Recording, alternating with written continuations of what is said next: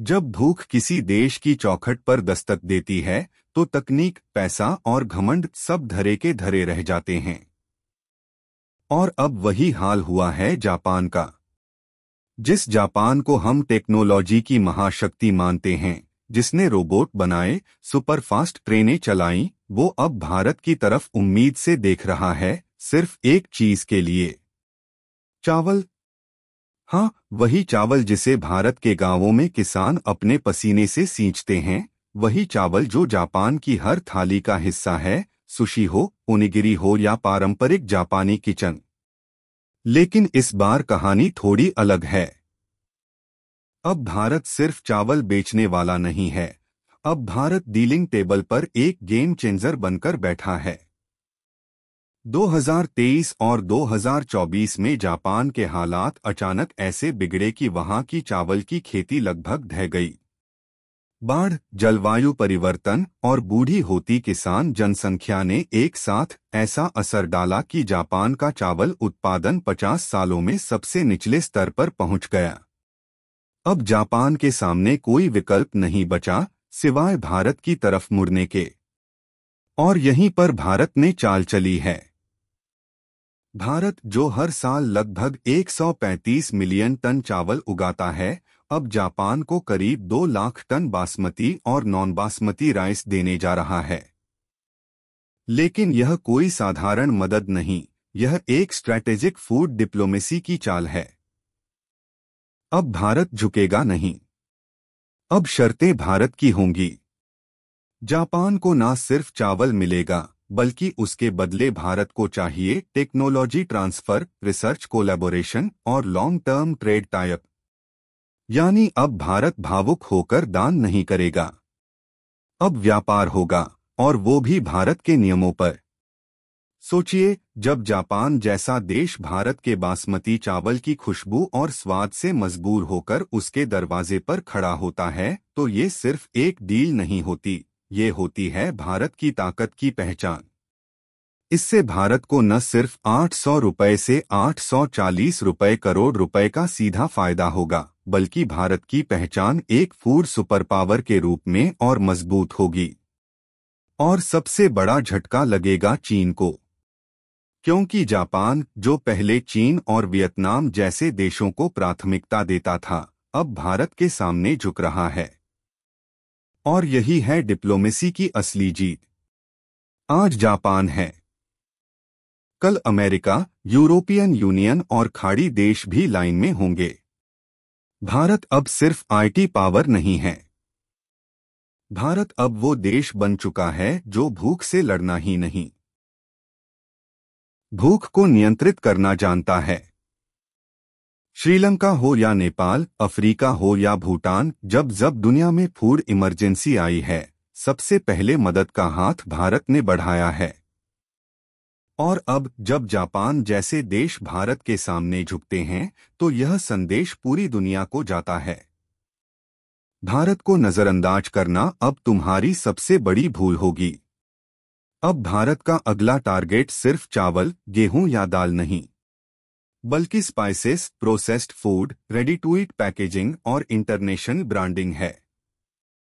जिस दिन भारत ने फूड के जरिए डिप्लोमेसी की भाषा लिखनी शुरू कर दी, उसी दिन से भारत ने दुनिया के बाजार में अपनी मजबूत मौजूदगी दर्ज करा दी। तो अगली बार जब आप अपनी थाली में चावल देखो, याद रखो, यही वही चावल है जिसने जापान जैसे देशों को झुकाया है। अब भारत सिर्फ पेट नहीं भरता, अब भारत पॉलिसी तय करता है। जब पूरी दुनिया वैश्विक मंदी की आहट से कांप रही हो, यूरोप की इकोनॉमी लड़खड़ा रही हो, अमेरिका की बैंकिंग प्रणाली पर संकट के बादल मंडरा रहे हों, और चीन की विकास दर ठिठक गई हो, तब एक देश चुपचाप लेकिन आत्मविश्वास के साथ आगे बढ़ रहा है। यह देश है भारत। भारत, जो अब न केवल सांस्कृतिक और सैन्य रूप से बल्कि आर्थिक रूप से भी वैश्विक ताकत बनने की ओर अग्रसर है। इस चुपचाप गूंजते हुए भारत के पीछे एक सबसे मजबूत स्तंभ है, भारतीय रिजर्व बैंक, यानी कि आरबीआई। यह वही आरबीआई है जो बिना शोर किए, बिना प्रचार किए, एक ऐसा कीर्तिमान रच रहा है जो दुनिया के सबसे ताकतवर देशों की नींद उड़ा देने के लिए काफी है। आरबीआई ने हाल ही में एक ऐसा आंकड़ा जारी किया जिसने ग्लोबल फाइनेंशियल कम्युनिटी में एक नई बहस को जन्म दे दिया है।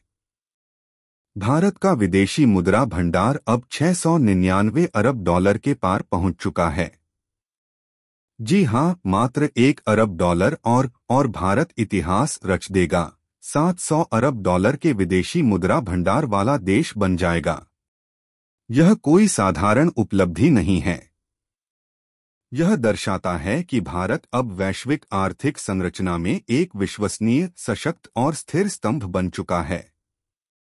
भारत के विदेशी मुद्रा भंडार में यह वृद्धि ऐसे समय पर आई है जब कई विकसित देश खुद की करेंसी को स्थिर बनाए रखने के लिए संघर्ष कर रहे हैं। यूरोप की मुद्रा यूरो और ब्रिटेन का पाउंड भी डॉलर के सामने कमजोर पड़ते नजर आए हैं। वहीं भारत का रुपया वैश्विक दबावों के बावजूद स्थिर बना हुआ है और यह संभव हो पाया है सिर्फ आरबीआई की दीर्घदृष्टि और तगड़ी रणनीति के चलते। जब बाकी देशों को अपने आयात के लिए विदेशों से डॉलर मांगने पड़ते हैं, तब भारत के पास इतना अधिक फॉरेक्स रिजर्व है कि वह न केवल अपना व्यापार संभाल सकता है बल्कि आर्थिक संकट के समय खुद को संपूर्ण रूप से सुरक्षित भी कर सकता है। यह भारत के आत्मनिर्भर होने की सबसे बड़ी पहचान है। भारत के इस आर्थिक चमत्कार के पीछे आरबीआई की नीति बेहद ही सधी हुई और दूरदर्शी रही है।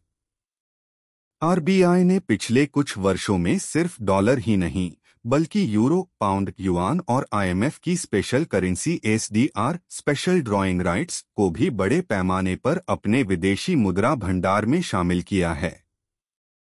इतना ही नहीं, आरबीआई अब गोल्ड रिजर्व भी तेजी से बढ़ा रहा है। विकल्पों की कोई कमी न रहे। समय में भारत के पास एक तरह से कहें तो आरबीआई एक इकोनॉमिक वार चेस्ट तैयार कर रहा है, ऐसी तिजोरी जो वैश्विक युद्ध हो या वित्तीय आपदा, किसी भी संकट से भारत को उबारने में सक्षम हो। आज दुनिया की 195 देशों में से लगभग 175 देशों की पूरी अर्थव्यवस्था भी 700 अरब डॉलर की नहीं है। लेकिन भारत के पास इतना फॉरेक्स रिजर्व है जो दर्शाता है कि भारत अब केवल एक उभरती शक्ति नहीं बल्कि एक स्थापित वैश्विक शक्ति बन चुका है। यह तथ्य बताता है कि भारत ने सिर्फ आयात निर्यात में सुधार नहीं किया बल्कि निवेशकों का विश्वास भी जीत लिया है। विदेशी निवेशक भारत को अब एक स्थिर, भरोसेमंद और दीर्घकालिक निवेश गंतव्य के रूप में देख रहे हैं। क्योंकि जब किसी देश के पास मजबूत फॉरेक्स रिजर्व होता है तो वह आर्थिक संकट में भी अपनी करेंसी को स्थिर रखने के लिए विदेशी मुद्राएं बेच सकता है। ठीक वैसे ही जैसे हाल ही में आरबीआई ने 34 अरब डॉलर की मुद्रा बाजार में डालकर रुपए को स्थिर बनाए रखा। जब हम कहते हैं कि भारत आत्मनिर्भर बन रहा है तो इसका अर्थ केवल निर्माण या तकनीक से नहीं होता। इसका असली अर्थ है कि भारत अब किसी वैश्विक मुद्रा पर निर्भर नहीं रहना चाहता। इसके प्रमाण भारत की नई व्यापार नीतियों में भी दिखते हैं, जहां वह रूस, यूएई और कुछ अफ्रीकी देशों के साथ लोकल करेंसी में व्यापार के लिए समझौते कर रहा है। भारत अब डॉलर की बादशाहत को चुनौती देने की दिशा में आगे बढ़ चुका है। लेकिन जब तक डॉलर का वर्चस्व इंटरनेशनल मार्केट में बना हुआ है, तब तक भारत का फॉरेक्स रिजर्व ही उसकी सबसे बड़ी ढाल है। आरबीआई यह बात अच्छे से जानता है और इसलिए वह भविष्य की तैयारी अभी से कर रहा है। अब सवाल उठता है कि क्या भारत पहली बार 700 अरब डॉलर के करीब पहुंचा है? इसका उत्तर है नहीं। सितंबर 2021 में भारत का विदेशी मुद्रा भंडार पहली बार 704 अरब डॉलर तक पहुंचा था, लेकिन उसके बाद वैश्विक अस्थिरता के कारण यह कम हो गया। लेकिन अब दोबारा यह आंकड़ा जून महीने में 699 अरब डॉलर तक पहुंच चुका है, जो अपने आप में एक कीर्तिमान है, क्योंकि पिछले साल जून में यही रिजर्व 652 अरब डॉलर था। यानी साल भर में भारत ने अपने विदेशी मुद्रा भंडार में करीब 47 अरब डॉलर की बढ़ोतरी की है, वो भी तब जब दुनिया भर में मंदी का माहौल था। इस रिजर्व की ताकत केवल आर्थिक नहीं, रणनीतिक भी है। जब भारत की विदेश नीति के अंतर्गत रक्षा, ऊर्जा, खाद्य सुरक्षा और तकनीकी विकास के लिए वैश्विक साझेदारियां होती हैं, तब यह विदेशी मुद्रा भंडार भारत को मजबूत सौदेबाजी की ताकत देता है। भारत अब केवल मांगने वाला नहीं बल्कि देने वाला देश बन चुका है। और यह बदलाव सिर्फ आंकड़ों से नहीं बल्कि सोच, रणनीति और आत्मविश्वास से आया है। अब बात करें वैश्विक रैंकिंग की, तो भारत का फॉरेक्स रिजर्व दुनिया में चौथे नंबर पर है। पहले नंबर पर चीन है, जिसके पास $3 ट्रिलियन से अधिक फॉरेक्स रिजर्व है। जापान दूसरे स्थान पर है, जिसके पास लगभग $1.3 ट्रिलियन है। स्विट्जरलैंड, सऊदी अरब और रूस जैसे देशों के पास भी मजबूत रिजर्व है, लेकिन भारत अब इनमें कंधे से कंधा मिलाकर खड़ा है। फर्क सिर्फ इतना है कि भारत का विकास लोकतांत्रिक व्यवस्था, पारदर्शिता और वैश्विक सहयोग के सिद्धांत पर टिका हुआ है। विदेशी मुद्रा भंडार की यह मजबूती भारत को वैश्विक भूराजनीति में भी मजबूती देती है। आज अमेरिका, यूरोप और एशिया के कई देश भारत के साथ व्यापार समझौते करने को तत्पर हैं। भारत अब IMF या वर्ल्ड बैंक की लाइन में खड़ा देश नहीं, बल्कि इन संस्थाओं को सुझाव देने वाला देश बन चुका है। और यह सब सिर्फ इसलिए संभव हो पाया है क्योंकि भारत के पास अपनी अर्थव्यवस्था को बचाने और वैश्विक दबावों से निपटने के लिए एक मजबूत बैकअप है। अब कल्पना कीजिए कि जब यह फॉरेक्स रिजर्व $700 अरब को पार कर $1 ट्रिलियन तक पहुंच जाएगा, तब भारत की स्थिति क्या होगी? तब भारत की मुद्रा, रुपया, एक ग्लोबल करेंसी बनने की दिशा में और करीब पहुंच जाएगा। निवेशक और देश भारत को एक लीडर के रूप में देखेंगे और भारत की आर्थिक नीतियों का असर पूरी दुनिया में देखा जाएगा।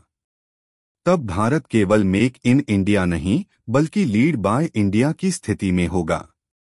RBI की यह रणनीति हमें यह सिखाती है कि आर्थिक युद्ध गोले बारूद से नहीं बल्कि आंकड़ों और नीतियों से लड़े जाते हैं। और आज भारत यह युद्ध बखूबी लड़ रहा है। जब IMF और वर्ल्ड बैंक जैसी संस्थाएं बाकी देशों को बेल आउट पैकेज दे रही हैं, तब भारत खुद अपने दम पर आर्थिक तूफानों से जूझने को तैयार है। यह विदेशी मुद्रा भंडार भारत के भविष्य का बीमा है। यह सिर्फ एक आंकड़ा नहीं, यह विश्वास का प्रतीक है। यह दर्शाता है कि भारत अब संकट में झुकने वाला नहीं बल्कि संकट को अवसर में बदलने वाला देश है। यह आत्मनिर्भरता की सबसे सुंदर परिभाषा है और इसके केंद्र में है भारतीय रिजर्व बैंक। आज जब हम यह सोचते हैं कि भारत सुपर पावर बनेगा या नहीं, तब हमें सिर्फ मिसाइलों या सैटेलाइट्स की बात नहीं करनी चाहिए। हमें देखना चाहिए कि भारत की अर्थव्यवस्था कितनी सुरक्षित है, कितनी स्थिर है और कितनी आत्मनिर्भर है। और इस सवाल का उत्तर यही है, भारत तैयार है और वह दिन दूर नहीं जब रुपया भी डॉलर की तरह ग्लोबल ट्रांजैक्शन का हिस्सा होगा। इसलिए जब अगली बार आप सुने कि भारत का फॉरेक्स रिजर्व $700 अरब को पार कर गया है, तो सिर्फ खुशी मत मनाइए, गर्व कीजिए। गर्व कीजिए उस राष्ट्र पर जो शांति से परंतु रणनीति के साथ इतिहास रच रहा है।